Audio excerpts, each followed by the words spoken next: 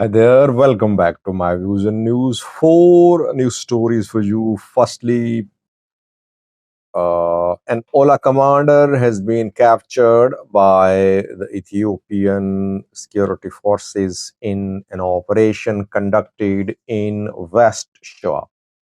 Secondly, Ethiopian Air Force conducted another round of airstrikes in Somalia yesterday. This is the fourth round of airstrikes conducted by the Ethiopian Air Force in Somalia. Lastly, I want to address 2 points mentioned by Getachew Tigray interim president recently. First point is about the huge expenditure on Tigray military. Getachew for the first time shared details of how much military spending is in Tigray. And secondly, he talked about the capability of Eritrean military in terms of fight against Ethiopia, Eritrean military with Ethiopian military. What did he say, and how convincing is what he said about the capability of Eritrean military regarding likelihood of war against Ethiopia? Let's start, viewers. Firstly, an Oromo Liberation Army commander has been captured, according to the Ethiopian military. The military has shared details of this commander. In an operation conducted in West Shoa, this Ola commander was arrested. His name is Jal Goma Abafera. Goma Abafera was captured in Jebet, West Shoa. Ola Komsadereba group is fighting the Ethiopian security forces, while the other group, led by Sani Nagasa, they have surrendered. How many, by the way, how many fighters of Sani and Nagasa group surrendered in the last few months? I think around 2 to 3,000 surrendered, and they are being they're undergoing some trainings reportedly. Why?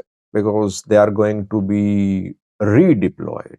Redeployed means they're going to be deployed to fight Komsa Dereba group now. Sani is working as security advisor to Oromia regional president, Shimalis Abdisa. All Ola members of Sani Nagasa group, after the completion of the training, could be launched against Komsa Dereba group reportedly. And Shoa could be a main battlefield. That is why Oromo Liberation Army Group is trying to clear Shoa, trying to ensure that the other side, Sani Nagasa Group, has no presence in Shoa.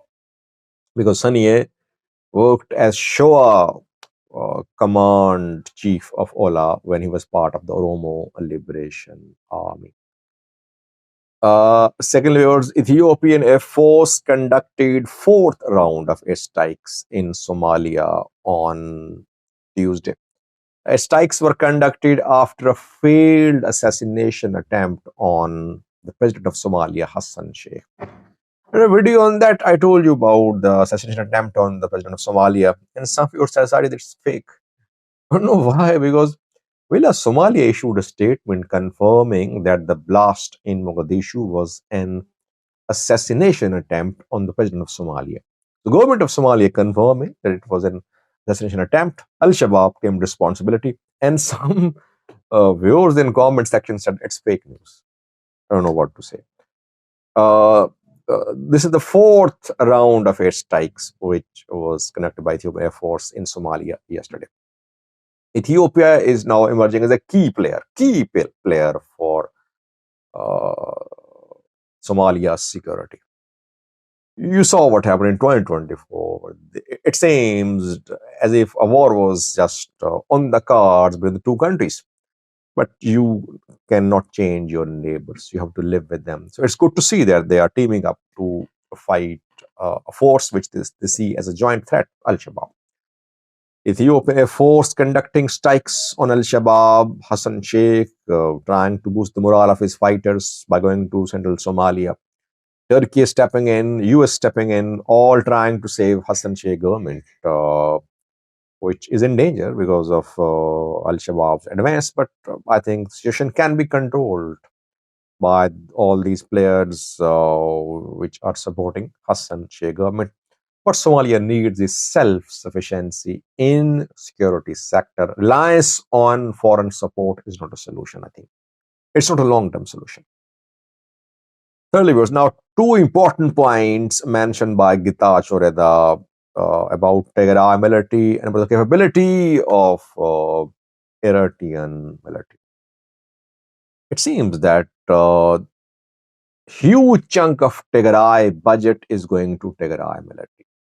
Gitacho said in an interview that in the last 7 months, 8 billion birr was given to Tigray military in terms of salaries, in terms of other expenditure. Can Ethiopia afford to have, can Tigray afford to have such a large force, such a big army? Over 200,000 soldiers who need salaries, who need uniforms, who need weapons, who need housing, who need meals. Difficult. Keeping in view Tigray has limited revenue generation sources, it is difficult to raise and maintain such a huge military. So Tigray will have to demobilize because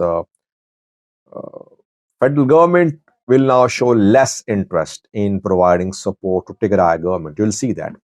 Federal government gave around 13 billion bids to Tigray interim government in the current fiscal year.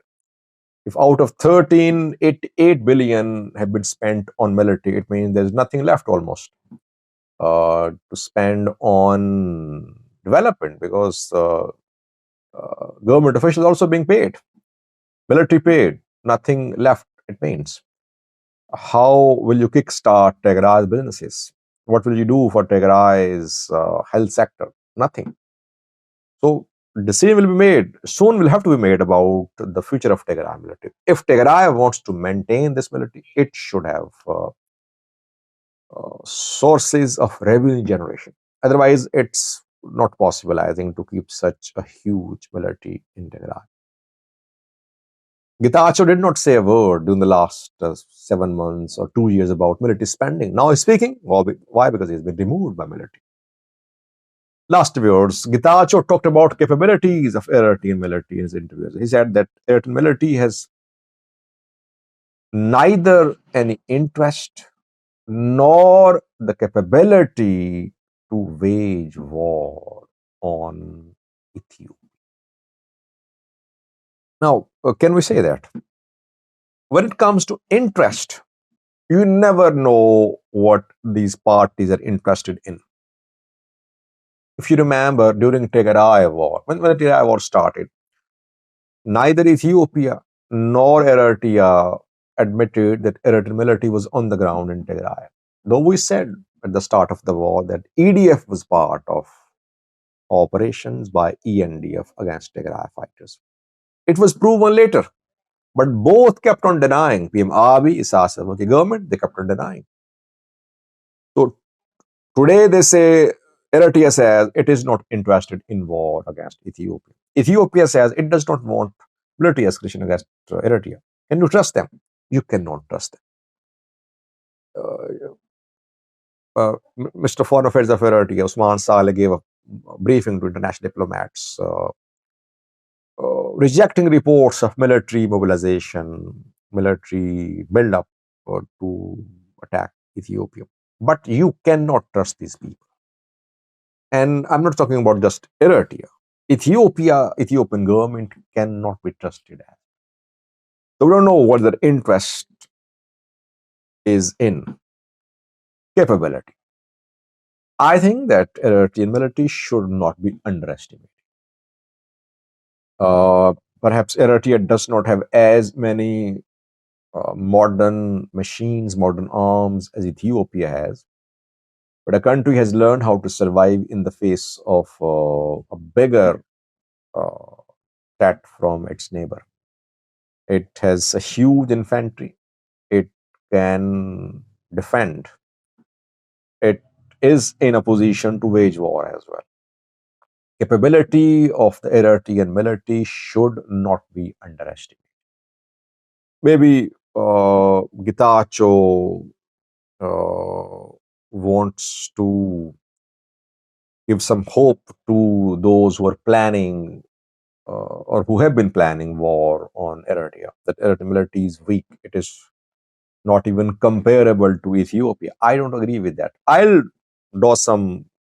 I'll do a comparative video in coming days about the capabilities. But to say that Eritrea has no military capability against Ethiopia, I think it's not a fair analysis. Thank you for watching.